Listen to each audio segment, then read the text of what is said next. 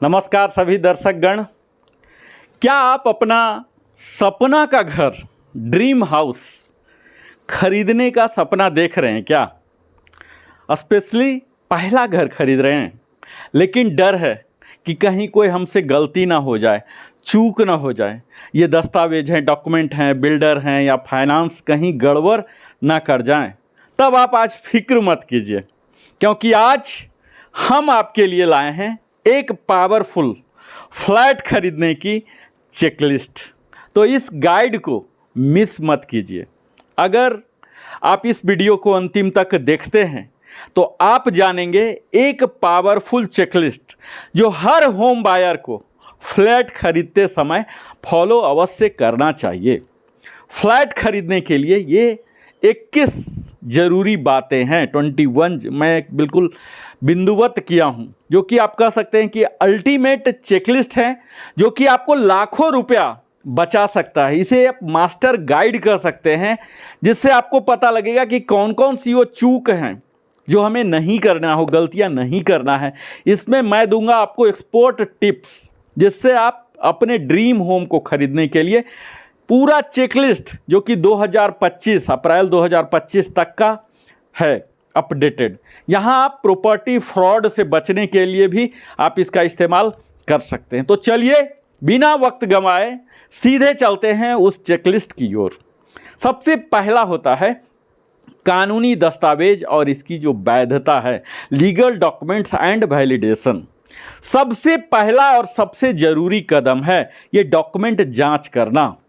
याद रखिए, एक भी कागज़ अगर गड़बड़ निकला तो आपका जो सपना है एक बुरे सपने में तब्दील हो सकता है। तो इन दस्तावेज़ों को अच्छे से चेक कीजिए, जैसे title deed, mother deed, encumbrance certificate, khata certificate, CC, OC, building plan approval, RERA registration. ये सभी डॉक्यूमेंट को सिर्फ बिल्डर के भरोसे नहीं छोड़िए, आप खुद देखिए और एक एक्सपर्ट जो लायर हैं, प्रॉपर्टी रियल इस्टेट को डील करते हैं, उनसे लीगल वेरिफिकेशन कीजिए। तो मैं एक एक करके, चूँकि यह वीडियो मैं विस्तार में बना रहा हूं, ताकि इसके बाद फिर कोई वीडियो आपको देखने की ज़रूरत ना पड़े और किसी भी प्रकार के आप धोखा में ना पड़े। तो सबसे अहम जो डॉक्यूमेंट है वह है टाइटल डीड।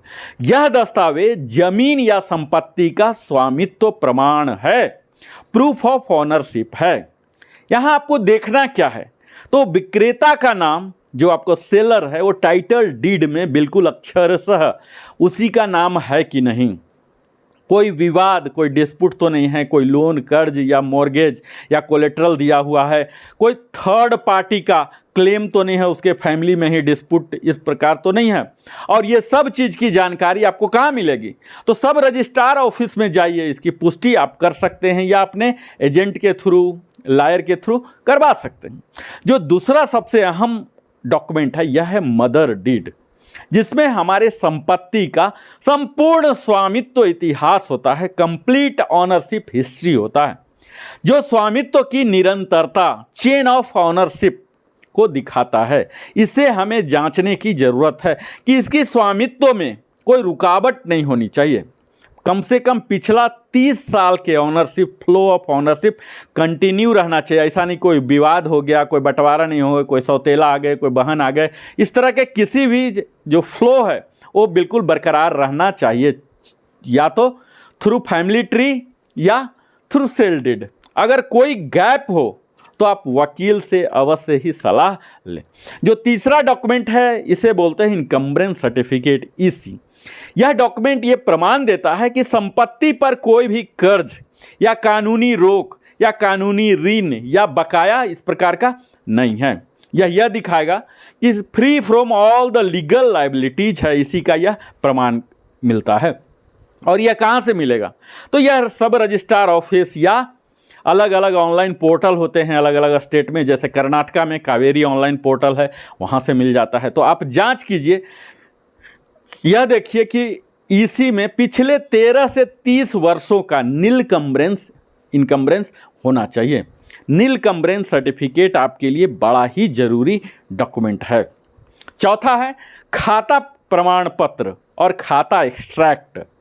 यह संपत्ति का जो कर है और वैधता से जुड़ा हुआ दस्तावेज है। इसमें क्या देखना है, तो जो आपके विक्रेता हैं उन्होंने अब तक सभी प्रॉपर्टी टैक्स जमा किए या नहीं, यह सब दिखेगा। जो संपत्ति कर है, प्रॉपर्टी टैक्स, और किस प्राधिकरण से, कौन सी ऑथोरिटीज से है, जैसे बीडीए, डीडीए, एचयूडीए, हुडा, ऐसे तमाम प्रकार की अलग अलग स्टेट में चलती हैं, तो इनकी वैलिडिटी बाय ऑथोरिटी का प्रमाण हो जाता है। जैसे अगर मैं कर्नाटका की बात करूं तो खाता ए है यहाँ, जो कि नियमित संपत्ति, रेगुलर प्रॉपर्टी को दर्शाता है। वैध संपत्ति है, जो कि अगर खाता ए का आप खरीद रहे हैं तो ये सुरक्षित खरीदारी आपको मानी जाएगी। वहीं खाता बी जो है, यह अनियमित संपत्ति है, इरेगुलर प्रॉपर्टी है, जो कि जोखिम भरा है। यहाँ किसी बैंक से आपको लोन नहीं मिलता है, स्पेशली ये जो पीएसयू हैं इनसे आपको नहीं मिलेगा, किसी भी पब्लिक सेक्टर बैंक से नहीं मिलेगा। पांचवा जो डॉक्यूमेंट है ओसी बोलते हैं, ऑक्यूपेंसी सर्टिफिकेट। यह कर्नाटका के केस में अगर मैं बताऊं तो यह इशू होते हैं बीबीएमपी या कोई अप्रोप्रिएट अथॉरिटी हैं जैसे कि बीडीए हैं। तो यह प्रमाण देता है कि यह बिल्डिंग जो आप लेने जा रहे हैं, फ्लैट, यह रहने लायक है कि नहीं, अर्थात बिल्डिंग फिट फॉर ऑक्यूपेंसी है कि नहीं, यह प्रमाणित करता है। जैसा कि यह नाम से यह ऑक्यूपेंसी सर्टिफिकेट, यानी कि आप रह सकते हैं, निवास कर सकते हैं। तो यह मुख्यतः यह दिखाता है कि building is ready and legally safe for occupation. बिना ओसी के खाता ट्रांसफ़र या लोन, होम लोन, या आप रीसेल करना चाहते हैं तो भविष्य में जो आप उसे बेचना चाहते हैं, इन्वेस्टमेंट के दृष्टिकोण से अगर ले रहे हैं तो काफ़ी तकलीफ आपको हो सकता है। जो छठा डॉक्यूमेंट है इसे बोलते हैं सीसी, कंप्लीशन सर्टिफिकेट। जो गवर्नमेंट नॉर्म्स हैं, जो निर्माण कार्य से संबंधित हैं, सरकारी जो मानक हैं, इसके अनुसार यह पूरा हुआ कि नहीं, यह सीसी दिखाता है और यह कंफर्म करता है कि building was completed as per approved plan. जो प्लान उन्होंने दिया था, ब्लूप्रिंट दिया था, इसके अनुसार ही हुआ। तो आपको क्या जांचना है, तो ये देखना है कि प्रॉपर कंप्लायंस हुआ कि नहीं गवर्नमेंट स्टैंडर्ड के साथ। जैसे फायर सेफ्टी का हो सकता है, FAR रूल्स हो सकता है, या अलग अलग स्टेट में अलग अलग होते हैं। सातवां जो डॉक्यूमेंट है यह बिल्डिंग प्लान स्वीकृति है, बिल्डिंग प्लान अप्रूवल। जो वहाँ के लोकल अथॉरिटी हैं उनसे उन्हें स्वीकृति मिला है कि नहीं बिल्डिंग प्लान का, क्योंकि भवन बनने से पहले, अपार्टमेंट फ्लैट बनने से पहले प्लान होता है और प्लान का अप्रूवल होना चाहिए। जैसे एयरपोर्ट एरिया में है तो क्या हाइट हो सकता है, इस तरह से तमाम है। कंजस्टेड एरिया में है तो कितना हाइट तक आप बना सकते हैं। तो ये मुख्यतः ऑफिशियल परमिशन है फ्रॉम अथॉरिटी टू कंस्ट्रक्ट। तो यहाँ आपको क्या देखना है, तो जो स्वीकृत योजना के अनुसार निर्माण हुआ या नहीं, कहीं कोई अनधिकृत अनऑथराइज निर्माण तो नहीं हो गया, जो कंस्ट्रक्शन हुआ वो मैच हो रहा सैंक्शनड प्लान से, कोई अनऑथराइज कोई फ्लोर है या कोई डेविएशन ले लिया गया, क्या कोई बालकोनी है या और भी ज़्यादा ऊंचा कर दिया गया। आठवां डॉक्यूमेंट जो है यह है रेरा रजिस्ट्रेशन। जैसा आप सब जानते होंगे ये रेरा एक्ट बना है, रियल इस्टेट रेगुलेटरी अथॉरिटी। यहाँ उनका पंजीकरण है कि नहीं जो बिल्डर हैं। जैसे आप अपने अपने स्टेट का रेरा, जैसे कर्नाटका का, बिहार का, सबका अपना अपना पोर्टल है, उसमें जाके आप उनके रेरा नंबर को डालें, आपको सब दिख जाएगा कि वो कौन कौन सा डॉक्यूमेंट अपलोड किए हैं। तो आपको रेरा नंबर रजिस्टर्ड होना बहुत ज़रूरी है। यहाँ आपको क्या देखना है, उसके वेबसाइट में जाइए, वो सब डॉक्यूमेंट आप डाउनलोड कर लीजिए, आप देखिए और फिर उसको एक एक करके कंसर्न एजेंसी में वेरीफाई कीजिए। नौवां डॉक्यूमेंट जो होता है उसे बोलते हैं नो ऑब्जेक्शन सर्टिफिकेट, NOC। तो ये आपको किन किन विभागों से चाहिए, यानी कि वो बिल्डर कहाँ कहाँ से लेते हैं। फायर डिपार्टमेंट से, अग्निशमन विभाग से लेते हैं fire NOC। Water supply department जैसे कि कर्नाटका में है, बेंगलोर में है, BWSSB जो कि जल आपूर्ति और सीवरेज को कंट्रोल करते हैं। इसी तरह से प्रदूषण नियंत्रण बोर्ड है, पोल्यूशन कंट्रोल बोर्ड, PCB है, जो कि पोल्यूशन क्लियरेंस देता है कि आपके बिल्डिंग में कोई ऐसा कंस्ट्रक्शन तो नहीं है जो पोल्यूशन कर रहा है, चाहे वो सीवरेज के माध्यम से। उसके बाद होता है इलेक्ट्रिसिटी बोर्ड से, जैसे अगर आप बेंगलोर में लेना चाहते हैं तो यहाँ बेस्कॉम है, गेस्कॉम है, बिहार में लेना चाहते हैं तो SBPDCL, NBPDCL, अलग अलग स्टेट में अलग अलग ये कंपनी, बिजली उत्पादन वाले, डिस्ट्रीब्यूशन वाले कंपनी होते हैं, उनसे आपको क्लियरेंस लेना पड़ेगा। जो 10वां डॉक्यूमेंट है उसे बोलते हैं अलॉटमेंट लेटर। ये बड़ा ही अहम है, स्पेशली अंडर कंस्ट्रक्शन फ्लैट के लिए यह मैंडेटरी होता है। यहाँ आपको देखना है कि कौन सा यूनिट नंबर आपको दिए हैं, किस ब्लॉक में दिए हैं, उसका क्या यूनिट नंबर है, उसका क्या एरिया है, कुल लागत, उसका प्राइस क्या है, उसमें कौन कौन सी सुविधाओं है, तो ये सब का स्पष्ट विवरण वहाँ होता है। तो अभी तो हमने बताया 10 चेकलिस्ट जो कि डॉक्यूमेंट से रिलेटेड था। अब मैं आपको बताने जा रहा हूँ वो कौन सी फाइनेंशियल वेरिफिकेशन है, वित्तीय जांच है, जो आपको अवश्य ही करना चाहिए, जो कि आपको फाइनेंस और बजट की समझदारी में, प्लानिंग में बात करेगा। अब हम बात करते हैं पैसों की, क्योंकि सपनों का घर बिना ठोस फाइनेंस प्लान के नहीं बन सकता। तो आपको ध्यान देना है कि डाउन पेमेंट, उन्हें डाउन पेमेंट कितना करना है, क्योंकि बैंक या कहीं से भी फाइनेंस से ले रहे तो 100% कभी नहीं देगा, वो मार्जिन रखेंगे। अब 25% तक भी मार्जिन हो सकते हैं, 10% भी, as per price of flat. आप EMI कैलकुलेशन कीजिए, स्टाम्प ड्यूटी कितना हो रहा है, रजिस्ट्रेशन फ़ी कितना हो रहा है, और सबसे ज़रूरी है वो जो हिडन चार्ज होते हैं, छिपे हुए खर्चे जो आपको बताते नहीं, जैसे क्लब मेंबरशिप, मेंटेनेंस डिपॉजिट आदि, यह हो सकते हैं एक ही बार देने का या मंथली देने का। एक भी गलती अगर आपने इसमें किया तो आपकी जेब पर भारी असर पड़ सकता है। तो इसको हम एक एक करके बिंदुवत देख लेते हैं। इसके तहत जो फाइनेंशियल प्लानिंग के तहत है, पहला है होम लोन एलिजिबिलिटी। अगर आपके पास पैसा है भी तो मेरा तो सलाह यही है कि किसी बैंक में जाइए और वहाँ लोन ले लीजिए, क्योंकि बैंक से लोन लेने से, अगर बैंक या तो प्री अप्रूव्ड ही है तो थर्ड पार्टी ऑडिटर की तरह काम करता है, क्योंकि पूरे डॉक्यूमेंट को खंगाल के, क्योंकि बैंक इसीलिए आपको लोन दे रही है ताकि कल वो ऑक्शन कर सके, उसका नीलामी कर सके, सेल कर सके बड़ा ही इजीली।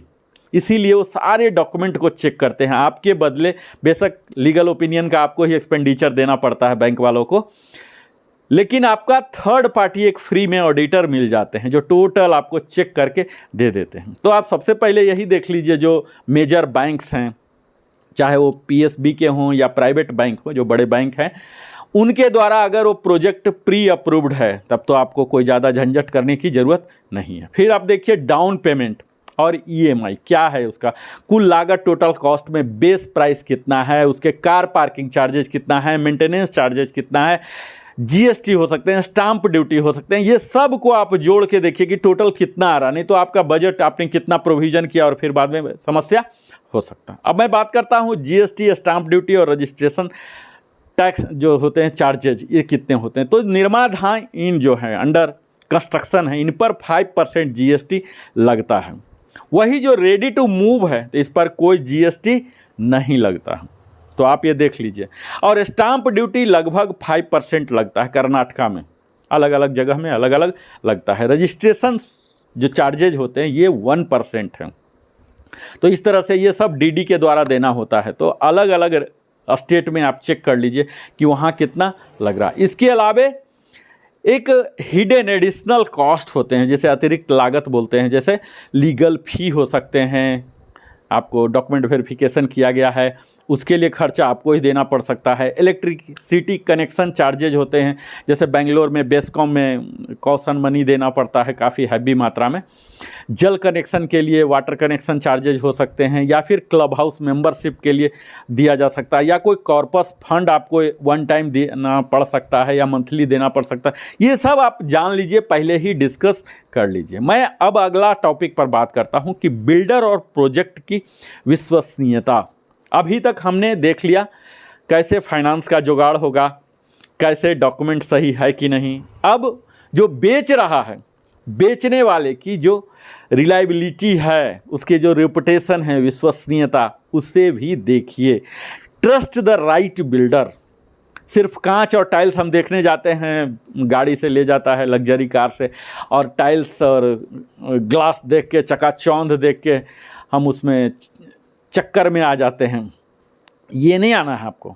आपको देखना है बिल्डर का क्रेडिबिलिटी, वहाँ आपको मुख्यतः जानना होगा कि पुराने जो ट्रैक प्रोजेक्ट्स उसने अगर किया है, अगर ब्रांडेड है तो और भी किया होगा, उसका पास्ट प्रोजेक्ट रिकॉर्ड क्या है, टाइमली डिलीवरी देता है कि नहीं, कंस्ट्रक्शन का क्वालिटी क्या है, क्या एमिनिटी देता है, स्विमिंग पूल है, जो वादा करता है, जो कमिट करता है, उसके अनुसार असलियत में और वादा में कोई फ़र्क तो नहीं है। याद रखिए, अच्छे बिल्डर से फ्लैट अगर लेते हैं तो लंबे समय तक सुकून देता है। उसके ब्रांडेड क्वालिटी आइटम भी होंगे, नहीं तो उसके क्वालिटी कहीं न कहीं कंप्रोमाइज रहेंगे। तो इसमें सबसे पहला आपको जो देखना है, बिल्डर का ट्रैक रिकॉर्ड देखना होता है। समय पर प्रोजेक्ट डिलीवरी वो किया है कि नहीं, या अभी कमिट कर रहा है कि नहीं, उसी अनुसार से कंस्ट्रक्शन कर रहा है कि नहीं। पता लगा 2 साल बोला और 6 साल ले लिया, तो आप यहाँ रेंट भी दे रहे हैं और EMI भी चलना शुरू हो गया, तो ये नहीं होना चाहिए। आपकी जो कस्टमर रिव्यू है उस बिल्डर का, आप वेबसाइट में देख सकते हैं, बाकी जो खरीदे हैं उनसे पूछ सकते हैं, तो उसका रिव्यू ज़रूर लीजिए। और यह भी पता कीजिए कि कोई कानूनी विवाद तो नहीं है, क्योंकि जो भी बिल्डर हैं उन्होंने भी किसी से लोन लिया, किसी बैंक से लोन लिया ही है। रेरा का रजिस्ट्रेशन ऐसे नहीं होगा, उन्हें एस्क्रो अकाउंट रखना पड़ेगा, जहां 3 अकाउंट होते हैं जो कस्टमर देते हैं। वो पहला अकाउंट में, फिर वहां से दूसरा ट्रांसफ़र होता है, एक तीसरा अकाउंट रख सकते हैं। तो ये सब उनका सही प्रबंधन चल रहा है क्या, उस बैंक से भी जाके आप पता कर सकते हैं। ये पूछ सकते हैं कि आपका खुद का जो बिल्डिंग कंस्ट्रक्शन के लिए आपने लोन लिया, किस बैंक से लिया है। अब आपको देखना है कंस्ट्रक्शन क्वालिटी, क्योंकि आप पहली बार खरीदने गए हैं, आपको ये सब का ज्ञान नहीं है, तो निश्चित है कहीं न कहीं आप फंस सकते हैं, नुकसान लाखों का करा सकते हैं। इसीलिए मैं यह वीडियो बना रहा हूं। तो कंस्ट्रक्शन क्वालिटी के तहत आपको देखना है, दीवार जो हैं उसके जो टाइल्स हैं, जो फिटिंग है, उनकी मजबूती, ड्यूरेबिलिटी को चेक करना है। मैं आगे बढ़ूं इससे पहले Narendra Kumar, wellness consultant, entrepreneur trainer, आप सबों से विनम्र निवेदन करता हूं कि अभी तक अगर हमारे चैनल को आपने सब्सक्राइब नहीं किया तो अवश्य ही सब्सक्राइब कर लें, लाइक कर लें और अपने सगे संबंधियों के साथ यह वीडियो का लिंक साझा भी करें। अगला जो चेक करना होता है, कारपेट एरिया और सुपर बिल्टअप एरिया। ये क्या होता है, मैं आपको एक लाइन में समझा दूं कि सुपर बिल्टअप एरिया क्या होता है। Carpet area plus common area, जिसमें स्टेयर्स होते हैं, लिफ्ट आदि के जगह जो होते हैं, जिसमें साझा सुविधाएं सहित कुल क्षेत्रफल होता है। और कारपेट एरिया क्या है, तो net usable area inside the flat walls जो ले रहे हैं, चाहे 5 इंच है, 10 इंच है, कुछ भी है, कॉलम है, ये सब का भी एरिया हट जाता है। यानी कि आप जहां चल सकते हैं वास्तव में, यह है मुख्यतः कारपेट एरिया। आपका कितना रुपया कॉमन स्पेस में चला जा रहा है, ये भी आप वहाँ देख लीजिए कि कितना गैप है सुपर बिल्टअप एरिया और कारपेट एरिया में, यानी कि इतना आपको कॉमन में चला गया, तो यह देखना है। जो चौथा बिंदु यहाँ है, परियोजनाओं में क्या क्या सुविधाएं दे रहे हैं, एमिनिटी क्या क्या दे रहे हैं। जैसे जिम दे सकते हैं, उसी में टेम्पल हो सकते हैं, गुरुद्वारा हो सकते हैं, मस्जिद हो सकते हैं, कुछ भी हो सकते हैं उसके अंदर ही, स्विमिंग पूल हो सकते हैं। सुरक्षा, यह तो ज़रूर ही सुनिश्चित कीजिए कि 24/7 उसमें सिक्योरिटी सिस्टम है कि नहीं, क्योंकि आज के समय में दोनों व्यक्ति नौकरी करने जा रहे हैं, जॉब करने जा रहे हैं, फिर सुरक्षा क्या रहा, तो 24 आवर्स है, बच्चों का पार्क है कि नहीं, क्लब हाउस है कि नहीं, ये तमाम इम्यूनिटी आप देखिए कि उसके लिए प्रोविज़न दिया हुआ है कि नहीं। अगला जो बिंदु है यह है पार्किंग फैसिलिटी। यह है ओपन में या कवर्ड एरिया में, एक है या दो, क्योंकि आज स्पाउस भी काम कर रहे हैं, तो हो सकता है कि आपको 2 का ही ज़रूरत पड़े, या भविष्य में आपके संतान भी गाड़ी अगर रख रहे हैं 4 व्हीलर, तो उनके लिए भी चाहिए। तो अगर भविष्य में अगर पार्किंग आप लेना चाहते हैं एडिशनल, तो उसकी प्रोविज़न है या नहीं, ये सब देखिए।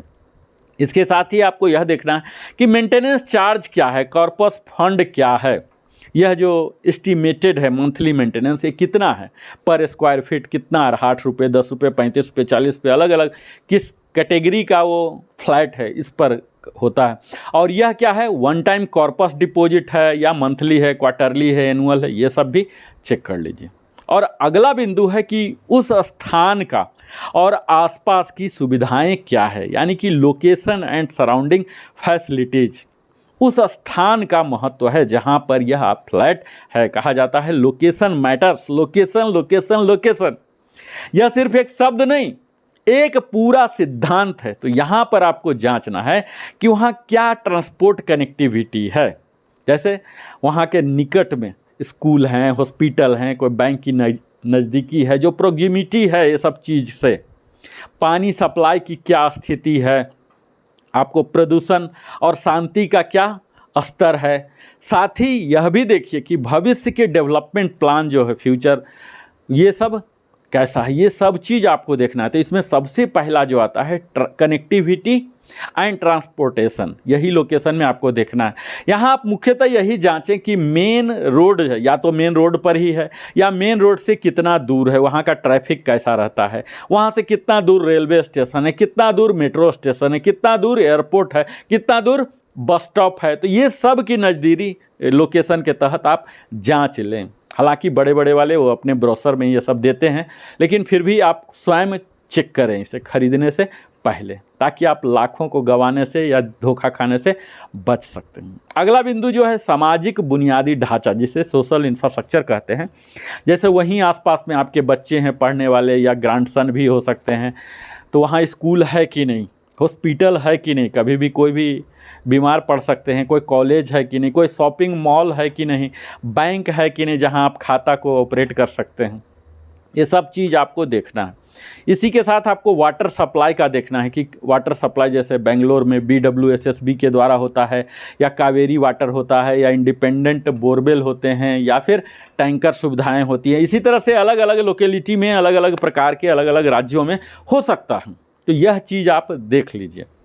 और भविष्य की क्या विकास योजना है वहाँ आसपास का, कि कोई मेट्रो का एक्सटेंशन हो रहा है, एक्सपेंशन हो रहा है क्या, कोई IT पार्क आ रहा है क्या, कोई गवर्नमेंट प्रोजेक्ट आ रहे हैं क्या आसपास हैं। तो ये सब देख लीजिए, क्योंकि ये आपके एरिया में संपन्नता लाएगा, आपके प्राइस को भी एस्केलेट करेगा अगर आप इन्वेस्टमेंट के पर्पज़ से स्पेशली ले रहे हैं। तो यहाँ आपको यह भी देखना है प्रदूषण और शोर स्तर, जो बोलते हैं नॉइज लेवल क्या है। ऐसा नहीं कि कोई बगल में फैक्ट्री है ऐसे आ रहा है, एकदम रेलवे स्टेशन के पास ही है, या बिजी कोई रेलवे ट्रैक ही जा रहा तो दिन भर आवाज़ ही हो रहा, कोई हाईवे के पर ही है तो दिन भर आप सो ही नहीं पा रहे हैं कुछ भी। तो ये सब आपको देखना है कि ये जो एरिया है पोल्यूशन फ्री इन्वायरमेंट हो, और उसी को आपको प्राथमिकता देना है। जो अंतिम चेकलिस्ट में मैं यही बताऊँगा कि रजिस्ट्रेशन और पोसेशन प्रोसेस, इसमें आपको काफ़ी अलर्ट रहने की ज़रूरत है, क्योंकि यह फाइनल है, अंतिम स्टेप होते हैं, लेकिन बड़ा ही महत्वपूर्ण होते हैं। जहां हम बात करेंगे बिक्री समझौता agreement to sale deed registration की, कब्जा लेते समय कौन कौन से डॉक्यूमेंट की चेकलिस्ट करना है, सोसाइटी फॉर्मेशन या सोसाइटी फॉर्मेशन खाता ट्रांसफ़र है। हर स्टेप को आपको पूरा करना है ताकि आपके सपनों का घर सचमुच आपका हो सके। तो इसमें सबसे पहला जो देखना है पोसेशन से पहले, agreement to sale and sale deed, यानी कि आपने जो पेमेंट टर्म्स दिया, पेमेंट दिया, उसका एक्नॉलेजमेंट हो गए, जो पोसेशन डेट होंगे, अगर आपने पेनाल्टी दिया है, पेनाल्टी क्लाउजेज, तो इसकी भी स्पष्टता वहाँ वर्णित तो होनी चाहिए। इसके साथ ही कितना आपने स्टाम्प ड्यूटी दिया, रजिस्ट्रेशन शुल्क भुगतान किया, ये सब वहाँ पर आपको होना है, और ये पोसेशन से पहले हो जाना है, पूरा भुगतान हो जाना है, रजिस्ट्रेशन हो जाना है। कब्जा लेते समय कौन कौन से आपको ज़रूरी दस्तावेज देखना है, तो यहाँ हैंडओवर आपको किया जाएगा बिल्डर के द्वारा ऑक्यूपेंसी सर्टिफिकेट, जैसा कि मैंने बताया, कंप्लीशन सर्टिफिकेट, इसके साथ ही कॉम्पिटेंस सर्टिफिकेट दिया जाता है उस प्रोजेक्ट में जो भी इंजीनियर आर्किटेक्ट लगे थे, उन्होंने इसे भूकंप रोधी बनाया क्या, मौसम कोई ऐसा वस्तु कंप्लायंस किया क्या, जो जो फीचर्स उन्होंने दिया, किस प्रकार आपको बेनिफिट देगा, ये वही कॉम्पिटेंस सर्टिफिकेट में वर्णित होते हैं कि कितना रिक्टर स्केल के भूकंप को यह देखेगा, इसके जो पिलर हैं, जो कॉलम हैं, बीम हैं, कितने उसमें सरिया कितने एमएम का यूज किया गया है, 16 एमएम है या 36 एमएम है, ये सब उसमें वर्णित होते हैं। इस तरह से आप आश्वस्त हो सकते हैं कि यह सेफ है हमारे लिए। एनओसी डॉक्यूमेंट है, इसके साथ ही जो पेमेंट रिसिप्ट है वो होंगे, और जो मेन है टाइटल डीड ओरिजिनल डॉक्यूमेंट, इसके साथ ही आपके फ्लैट के कीज हो सकते हैं, हर जगह के, हर रूम के, मेन डोर के, यूजुअली ये 3-3 में देते हैं। कार पार्किंग स्पेस है तो ये आपके फ्लैट का नंबर वहाँ रहेगा। अगर वहाँ सोसाइटी बनाया गया है तो उसके बायलॉज क्या हैं, बायलॉज के कॉपी होंगे, और प्रॉपर्टी मैनुअल्स होंगे। इसमें सब कुछ आपको डिटेल्ड रहेगा। जैसे हम कोई भी इलेक्ट्रॉनिक गैजेट खरीदते हैं, वहाँ यूजर मैनुअल होते हैं, मेंटेनेंस मैनुअल, इसी तरह से प्रॉपर्टी मैनुअल भी आपको हैंडओवर किया जाएगा। अगला है जो सोसाइटी गठन, जैसे रह गए तो वहाँ सोसाइटी फॉर्मेशन होगा, खाता ट्रांसफ़र होगा। तो सोसाइटी रजिस्ट्रेशन आपको रजिस्टर कराना है। ऐसा नहीं कि सोसाइटी आपस में ही सारे अपार्टमेंट पड़ोसी मिल के बन गए और रजिस्टर हुआ नहीं, तो कल हो के आप दावा प्रस्तुत नहीं कर सकते हैं। अपना नाम उस खाता प्रमाण पत्र में अवश्य ही खाता सर्टिफिकेट में दर्ज करा लें। ये सब तो मुख्य बिंदु है जिसको कि 5 कैटेगरी में हमने बताया विस्तार में। इसके साथ ही आपको अगर कहीं भी डाउट लगता है, जैसे बोलते हैं लोचा है, ऐसा अगर भांप रहे हैं, तो एक एक्सपीरियंस रियल एस्टेट लॉयर से अपने सारे दस्तावेज जो सप्लाई किए हैं इसकी जांच करवा लें। हालांकि डॉक्यूमेंट भी कई बार नहीं, अधिकतर फेक होते हैं। बेंगलोर जैसे शहर में, बड़े शहर में, मुंबई में, दिल्ली में, तो और भी ज़्यादा, मेट्रो में तो और भी ज़्यादा फेक डॉक्यूमेंट ही तैयार कर दिए जाते हैं। आपको लगेगा बिल्कुल सही है। तो ये सब चीज़ को आप जब लीगल वेरिफिकेशन कराते हैं, उस जगह पर जाते हैं, तो आपको पता चल जाएगा। ब्रोशर के वादों जो किए हैं उन्होंने, उस पर न जाएं। सब कुछ लिखित कमिटमेंट नहीं, ये भी हम स्विमिंग पूल भी दे देंगे, यहाँ पार्क दे देंगे, बाउंड्री दे देंगे, लैंडस्केपिंग दे देंगे, फ्लावर दे देंगे, ये सब लिखित में होना चाहिए। और साइट विजिट के दौरान जब भी आप करते हैं खरीदने से पहले, तो एक्चुअल कंडीशन को जांचें, न कि सिर्फ वीडियो पर देख लें, वेबसाइट पर देख लें। रेरा पोर्टल पर भी जाएं और यह देखें कि इसके अगेंस्ट कोई कंप्लेन है क्या, आउटस्टैंडिंग है, ये भी आपको दिखेगा जब रजिस्ट्रेशन नंबर डालेंगे। हमेशा कोई भी दस्तावेज लेते हैं तो कोशिश कीजिए कि उसकी 2 प्रतियां आप रखें। एक बैंक के लॉकर में रख सकते हैं या दूसरे जगह, और एक अपने साथ सदैव रखें। कोई भी भुगतान देते हैं तो यह जरूर दें कि बैंकिंग के थ्रू होना चाहिए। कोशिश करें कि चेक के थ्रू ही हो, ताकि आपके बैंक स्टेटमेंट में भी दिखेगा और जिसे दे रहे हैं सेलर का, उसके स्टेटमेंट में भी दिखेगा। तो यह एक लीगल प्रूफ की तरह काम करेगा। बैंक ट्रांसफ़र से ही करें। नगद लेन देन जो भी होते हैं उसे आप उससे परहेज करें। और अब मैं मित्रों यही बताऊंगा कि अगर आप इस पूरी चेक लिस्ट को फॉलो करते हैं तो न सिर्फ आपका घर खरीदना आसान हो जाएगा, बल्कि ये आपकी ज़िंदगी का सबसे खूबसूरत फैसला भी बन सकता है। और अगर ये वीडियो आपको मददगार लगा हो तो इसे अवश्य ही लाइक करें, अपने सगे संबंधियों के साथ, मित्रों के साथ साझा करिए और चैनल को सब्सक्राइब करना मत भूलिए। बेल आइकन भी हिट करें ताकि आपको सारी नोटिफिकेशन मिलते रहे, क्योंकि मैं ऐसे ही रियल और ज़रूरी गाइडेंस आपके लिए लाते रहूँगा। याद रखिए, सही जानकारी सही फैसले की चाबी है। मिलते हैं अगले वीडियो में, तब तक के लिए stay smart, stay safe. Dream home done right, सिर्फ सही चेकलिस्ट के साथ। आप सबों को मैं Narendra Kumar, wellness consultant entrepreneur, हृदय की गहराई से आभार प्रकट करता हूं अपना बहुमूल्य समय देने के लिए। फिर से मिलता हूं। जय हिंद।